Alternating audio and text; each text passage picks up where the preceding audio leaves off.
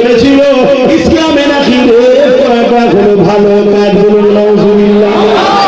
উমর জাহেল মানবরূপী শয়তান জানে না ইসলাম রেপিস্টদের একটা শাস্তি দিয়েছে মৃত্যুদণ্ড। আজকে তারাই আবার রেপিস্টদের বাঁচাবার জন্য মূল যে আসামি, যে সবার কথা বলছে তাকে আবার ইনকাউন্টার করে ছেড়ে দিচ্ছে, যদি খবর চেপে যায়। করছে না করেন?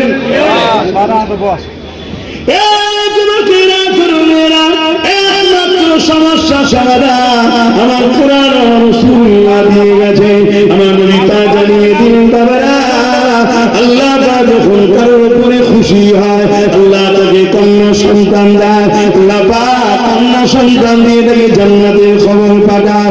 আল্লাহ নবী আরো বলে, কোন দাম্পত্য জীবনে যদি দুটো কন্যা সন্তান হয়, আমি রাসূলুল্লাহ এই কন্যার বাবাকে শাফাআত করে জান্নাতে নিয়ে যাব।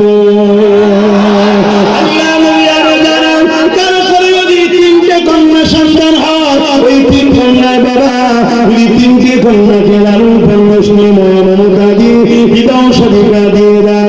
আমি রাসূলুল্লাহ জানিয়ে দিলাম ওই তিন কন্যার বাবাকে, আর আমি রাসূলুল্লাহ জান্নাতি দুবার করে দেখিয়েছে যেমন পাশাপাশি ওই তিন কন্যার বাবা আর আমি রাসূলুল্লাহ আল্লাহ জান্নাতে পাশাপাশি থাকবো।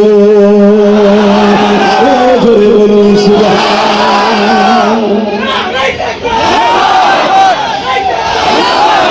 এই জমিনের উপরে নারীদের অধিকার ছিল না, যন্ত্র যন্ত্র পুঁতে দেওয়া হতো। রোমের মতো সাম্রাজ্য, পারস্য কিসরা কাইসার, এমনকি আবু জেহেল বা সাইবা, এরা নারীদেরকে যন্ত্র পুঁতে দিত, হত্যা করত, ভোগের জিনিস বানিয়ে রেখেছিল। আরে আমার মুহাম্মদ আরবি সাল্লাল্লাহু আলাইহি ওয়াসাল্লাম তিনি জমিনের উপরে এসে নারী জাতিকে বাঁচার ব্যবস্থা করে দিয়েছে, এবং তিনি বলেছে কোন পুরুষ যদি নারীর মায়ের জাত ওই নারী জাতির উপরে জুলুম করে, তার যদি নির্যাতন করে, তার জন্য একটাই শাস্তি, সে দুপায়ে মানবরূপী পশু যে মায়ের জাতের সম্মান করতে পারে না, তার জন্য মৃত্যুদণ্ড দেওয়া হবে। আজকে যদি এইভাবে ধর্ষকদের কড়া শাস্তি দেওয়া যায়, তাহলে এই সমাজে মায়ের যাত্রা তবে নিরাপত্তায় থাকবে। নচেত কন্টিনিউ হচ্ছে। আপনি বলবেন, কেউ বলবে আমরা তো এনকাউন্টার করেছি, আপনারা এনকাউন্টার করেছেন নিজেকে বাঁচাবার জন্য। কেন? বড় মাছ না ধরা পড়ে যায়, বড় মাছ না ধরা পড়ে যায়। আর সবচেয়ে বড় কথা হলো কোর্টগুলো তাহলে কি করতে রয়েছে, আইন কি করতে রয়েছে, কোর্ট কি করে রয়েছে, বিচারপতিরা কি করতে আছে, সেখানে ফার্স্ট এড কোর্টের মাধ্যম দিয়ে, বিচারপতির মাধ্যম দিয়ে, বিচারের মাধ্যম দিয়ে তাকে মৃত্যুদণ্ড দেওয়া হয়। কেউ যদি নিজের ফয়সালা মতো করতে শুরু করে, তাহলে তো আগামী দিন 10টা আসামির জায়গায় একজনকে মেরে 9 জনকে বাঁচিয়ে দেওয়া হবে। এটা অন্যায়। এই জুলুমকে বন্ধ করা দরকার। এই জুলুমের বিরুদ্ধে লড়াই আমাদেরকে করতে হবে, ঠিক আছে নাকি? প্রত্যেকটা জুলুমের বিরুদ্ধে লড়াই করতে হবে। আপনি দেখছেন এটা রাজনীতির বিষয়, আপনি রাজনীতি দেখছেন কেন? এটা মানবতার বিরুদ্ধে, এটা সভ্যতার বিরুদ্ধে, এটা অন্যায় হচ্ছে। অন্যায়ের বিরুদ্ধে লড়াই করার নাম হলো ইসলাম। জোরে বলুন সুবহানাল্লাহ। এই কথা যখন আব্বাস সিদ্দিকী বলতো, কত লোক চিল্লেছে আমাকে তাওবার জন্য, শেষ করার জন্য, পিছন থেকে টেনে ফেলার জন্য কত চেষ্টা করেছে। যদি চেষ্টা না করে সবাই যদি ঐক্যবদ্ধ হতাম, তাহলে আজ আমরা অনেক দূরে এগিয়ে যেতাম। যতটা যা হয়েছে সবটাই আল্লাহর হুকুম, কিন্তু এখনো বলুন সময় আছে না নাই? আছে না নাই? সামনে দিন আসছে, প্রত্যেকটা গ্রাম সংগঠিত হয়, ঐক্যবদ্ধ হয়, জুলুম মুক্ত গ্রাম করবো। যে যার গ্রাম ইরাদা করুন, জুলুম মুক্ত গ্রাম করব, অত্যাচার মুক্ত গ্রাম করব, গরিবের অধিকার, এতিমের অধিকার, বিধবার অধিকারের দিবার গ্রাম তৈরি করব। ওই গ্রামে আল্লাহর রহমত আসবে। জোরে বলুন সুবহানাল্লাহ। সংসারে শান্তি হবে। নাই টাকা আছে ঠিকই, উঠতে বসতে সংসারে অশান্তি হচ্ছে, এটা তো নিয়ে লাভ নাই, ঠিক না? আজ কত বড় বড় মস্তান, কত বড় বড় গুন্ডা পাওয়ার করে 1 টাকা 4 টাকা মেরে অনেক কিছু দখল করেছিল আর করেছিল, সব আস্তে আস্তে ধ্বংস হয়ে যাচ্ছে না যায় না। অতএব জুলুমের সাম্রাজ্য কখনো টিকে থাকে না।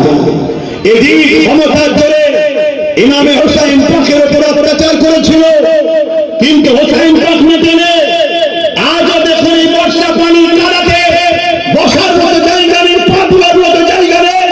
এতগুলো মানুষ হোসাইনের গোলামকে দেখার জন্য এসেছে। জোরে বলুন সুবহানাল্লাহ। আমার হোসাইন পাককে এতটা ভালোবাসে তা তো বলে শেষ করা যাবে না। কিন্তু আজকে এজিদের গোলামকে কেউ বলতে পারে? এজিদের নাম কেউ রাখে, কিন্তু হোসাইন নাম রাখার জন্য কোটি কোটি লোকের বাড়ির সন্তান আছে। জোরে বলুন সুবহানাল্লাহ। এজিদ মাত্র 3 বছর ছিল। কত বছর? 3 বছর। 3 বছর পরে এজিদ যন্ত্রণায় ছটফট করতে করতে কিভাবে মরেছিল জানেন?